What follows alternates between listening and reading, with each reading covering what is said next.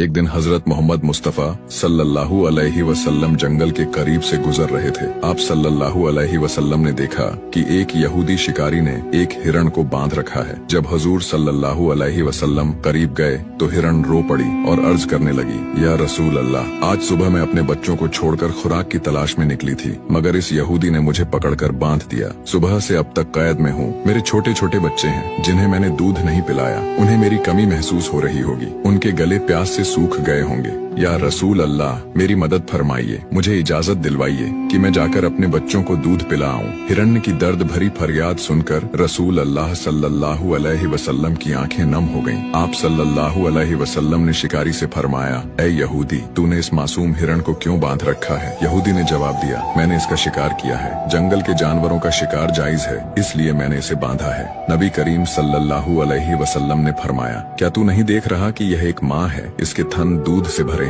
ये अपने बच्चों की मोहब्बत में बेकरार है। इसे छोड़ दो ताकि यह अपने बच्चों को दूध पिला सके। यहूदी ने गुरूर से कहा, मैंने बड़ी मेहनत से इसे पकड़ा है, मैं क्यों छोड़ दूं? आप सल्लल्लाहु अलैहि वसल्लम ने नरमी से फरमाया, इस माँ हिरण को एक बार अपने बच्चों के पास जाने दो, यह दूध पिलाकर वापस आ जाएगी। यहूदी हंसा और कहा, बंधा हुआ जानवर कभी वापस नहीं आता। अगर मैं इसे छोड़ दूं तो यह भाग जाएगी। जब आप सल्लल्लाहु अलैहि वसल्लम ने देखा कि यहूदी मानने को तैयार नहीं तो फरमाया, ऐ यहूदी, इसे आजाद कर दो और इसके बदले मुझे जामिन के तौर पर रख लो। अगर ये वापस न आए तो मैं हमेशा के लिए तुम्हारी कैद में रहूंगा। यहूदी ने शर्त मान ली। हिरण्य को आजाद कर दिया और रसूल अल्लाह सल्लल्लाहु अलैहि वसल्लम वहीं बैठ गए। हिरण्य जंगल की तरफ दौड़ती हुई चली गई। कुछ घंटे गुजरने के बाद यहूदी तंजिया अंदाज में कहने लगा, क्या हुआ हुजूर? आपने कहा हिरनी वापस आएगी, लेकिन वह तो अभी तक वापस नहीं आई। आप सल्लल्लाहु अलैहि वसल्लम ने फरमाया, सब्र करो, वह जरूर वापस आएगी। इतने में हिरन अपने बच्चों के साथ दौड़ती हुई हजूर नबी अकरम सल्लल्लाहु अलैहि वसल्लम के पास आकर बैठ गई। यहूदी शिकारी यह देखकर हैरान रह गया।